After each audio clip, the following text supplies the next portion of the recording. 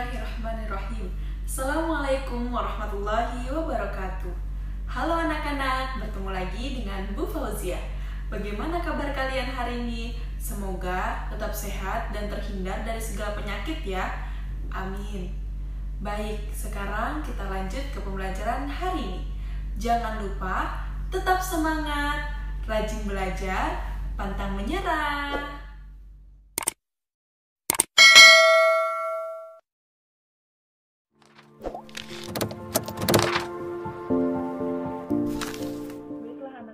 Sekarang kita belajar tema 2, udara bersih bagi kesehatan. Tema 1, cara tubuh mengolah udara bersih. Tujuan pembelajaran yang kalian dapatkan, kalian dapat menemukan informasi tentang organ-organ pernafasan hewan. Kemudian, kalian dapat mendeskripsikan organ-organ pernafasan pada manusia. Dan juga, kalian dapat menjelaskan fungsi organ pernafasan manusia. Pernafasan pada hewan itu berbeda-beda, tergantung jenis dan habitat dari makhluk hidup yang bersangkutan. Misalnya saja, alat pernafasan yang digunakan oleh hewan yang hidup di darat akan berbeda dengan hewan yang hidupnya di air. Alat dan sistem pernafasan itu terbagi menjadi 7. Yang pertama, pada cacing tanah atau vermes. Kedua, serangga atau insekta. Ketiga, ikan atau pisces. Keempat, amfibi. Kelima, reptil. Keenam, burung atau aves. Dan yang ketujuh, mamalia. Baiklah, Ibu akan menjelaskan sekilas dari alat dan sistem pernafasan. Untuk lebih jelasnya, kalian bisa membaca buku pada tema 2, subtema 1, halaman 4-11. Cacing tanah atau vermes tidak memiliki alat pernafasan yang khusus. Cacing bernafas melalui permukaan kulit. Untuk lebih jelasnya, kalian bisa lihat gambar yang telah Ibu berikan. Selanjutnya, serangga atau insekta. Serangga atau insekta ini bernafas menggunakan trakea, yaitu sistem tabung yang memiliki banyak percabangan di dalam tubuh. Percabangan trakea biasa juga disebut dengan trakeola. Ikan atau pisces. Sebagaimana yang telah kita ketahui bahwa ikan itu bernafas menggunakan insang. Untuk lebih jelasnya, bagaimana ikan bernafas menggunakan insang bisa kita lihat pada gambar tersebut. Sudah anak-anak? Mari kita lanjut. Selanjutnya, amfibi.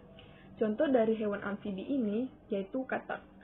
Katak adalah hewan yang hidup di darat dan di air. Saat masih berupa kecebong, katak hidup di dalam air dan bernafas menggunakan insang. Insang kecebong terletak di luar tubuhnya dan terdiri atas lembaran-lembaran kulit halus mengandung kapiler darah. Setelah berumur 9 hari, kecebong bernafas menggunakan insang dalam. Insang dalam akan menyusut seiring mulai berfungsinya paru-paru, dan katak menggunakan paru-paru dan permukaan kulit. Selanjutnya, reptil. Reptil bernafas menggunakan paru-paru. Paru-paru reptil terletak di dalam rongga dada dan dilindungi oleh tulang rusuk. Paru-paru reptil sederhana dengan beberapa lipatan dinding yang dapat memperbesar permukaan paru-paru. Namun, paru-paru kadal dan buaya lebih kompleks dengan beberapa belahan dan bertekstur seperti spons. Pada reptil yang sering berkubang di air seperti buaya, lubang hidungnya dapat ditutup selama menyelam. Dengan begitu, air tidak akan masuk ke dalam paru-paru. Kemudian, burung atau aves.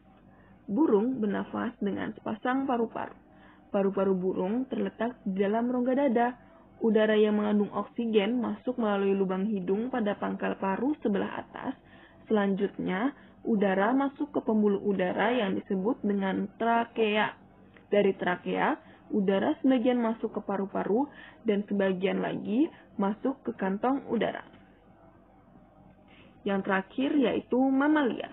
Nah, mamalia ini ada 2, mamalia yang hidup di darat dan juga mamalia yang hidup di air. Alat pernafasan mamalia darat terdiri atas hidung, pangkal tenggorok, batang tenggorok, dan juga paru-paru. Kemudian, pada mamalia air, hidungnya itu dilengkapi dengan katup. Saat mamalia tersebut menyelam, katup akan menutup. Sebaliknya, saat mamalia tersebut muncul ke permukaan air, katup terbuka. Saat itulah mamalia air tersebut akan menghirup oksigen serta mengeluarkan karbon dioksida dan uap air. Mamalia ini sama-sama bernafas menggunakan paru-paru juga. Selanjutnya, sistem pernafasan pada manusia. Organ pernafasan manusia itu terdiri atas hidung, faring, laring, trakea, bronkus, bronkiolus, paru-paru, atau alveolus. Untuk lebih jelasnya, kalian bisa melihat pada gambar yang telah Ibu berikan.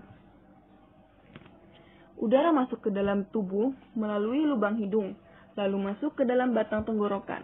Batang tenggorokan adalah sebuah pipa mulai dari belakang hidung dan mulut, lalu turun ke paru-paru. Dari batang tenggorokan, udara masuk ke dalam paru-paru.